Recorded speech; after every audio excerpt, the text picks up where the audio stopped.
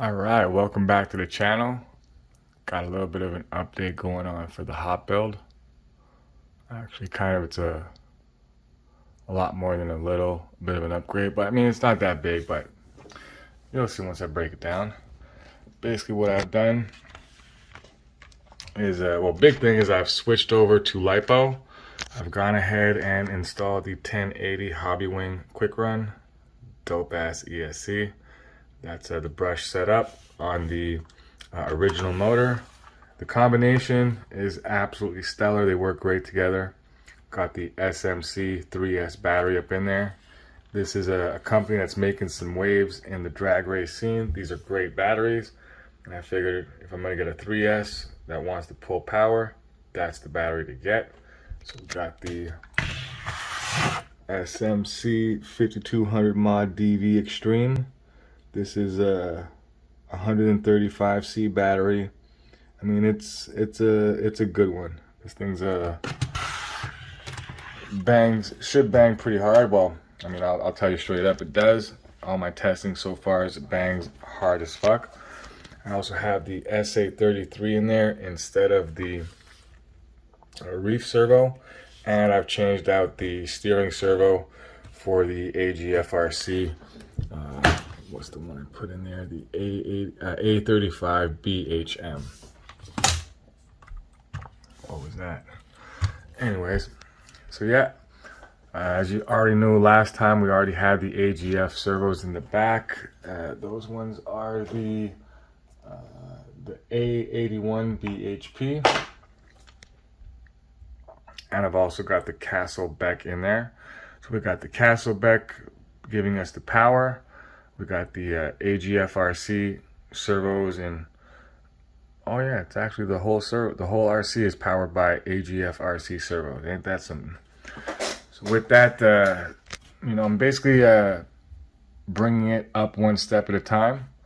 Oh yeah, I also did put the Jeffries on there. Got rid of the factory Supremes. I mean, these are nice wheels, but you can't compete with a Jeffries. And while I also put in the V2 kit, I also at the same time put in the L-Ray unbreakable C-hubs. Absolutely phenomenal. What a what a gorgeous part. Number one, they're beautiful, but the precision fit, tuck is absolutely perfect. I mean, couldn't ask for anything more. And these Jeffries with the bullet caps accentuate that gangster tuck just nice. So yeah, that's pretty much the overview of the Hop Build right now. Oh, I got a couple more things that are gonna be going in shortly. I got my rear shocks dialed in. These have been. I still have to test out the springs. Hopefully, this is strong enough for the lightened rear end. As you know, we still have the back end with only four plates inside the trunk pan. 3 plates have been removed, and we use no plates above the battery. I was gonna take a plate out since the this battery is slightly, not much, but very slightly heavier than the factory batteries. However, adding in the BEC and the Hobby Wing ESC sort of offset that weight, so we're still kind of at a good balance. I'm not going to really play with it too much with the single servo setup. Once I get the dual servo setup, then we'll see if we have to play with the weight balance at all, if I have to maybe add a plate back there or something, because there'll be a lot more weight in the front, but we'll see how it is when we cross that road. We're also going to be doing the longer servo horns in the rear, so we're going to have to do some trimming on there to get those in there. So still some stuff coming up for the Hop Build itself. I can't wait to get the dual servo kit put in there. I already have the other SA33 servo for it. There's just one last thing that I'm waiting to complete this setup. I'm not going to exactly say what it is, but you might be able to see a little something weird about how the setup is right now. If you know, you know. If you don't, you'll know once I get the servo the second servo set up, and once I get that other little thing that I need, once I get it, I'll go over the details. But some people might be able to just see what I'm talking about, especially with this sort of weird thing just sitting right there for no apparent reason, and some weird stuff going on over here. So with that, stay tuned. I'm gonna pop in a little clip of the RC, you know, hitting them switches.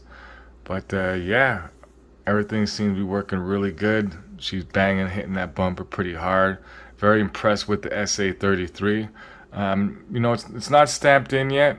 I'm gonna make my final decision on whether or not I keep that as a hop servo once I get the dual servo set up in there, and I'm gonna see if I can't, you know, set up a couple of these reef servos to out hop it. We don't know. We're still in the design phase.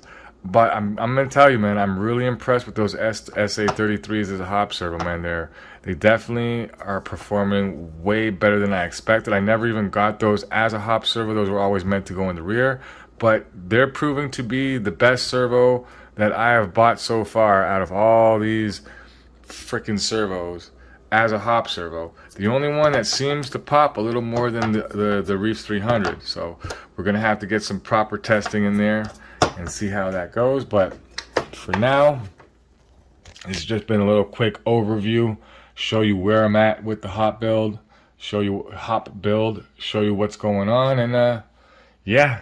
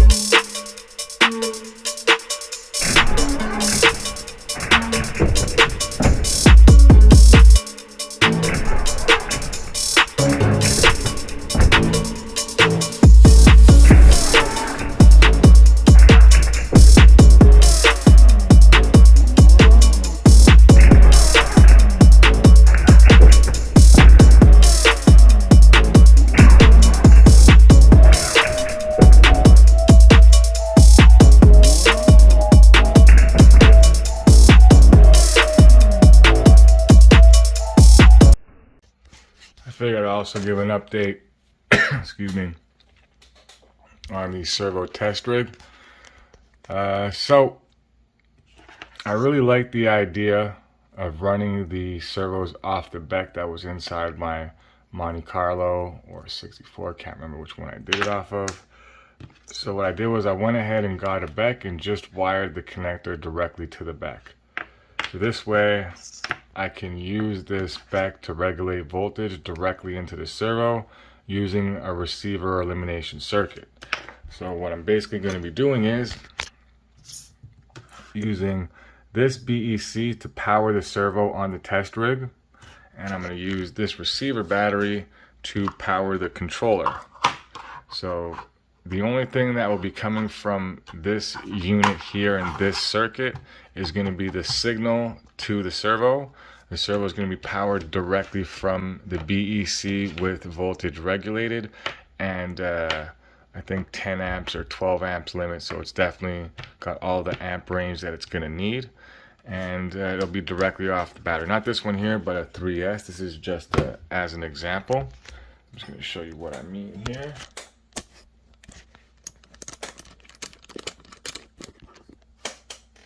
Alright, so with this here, you just plug that right up into the battery.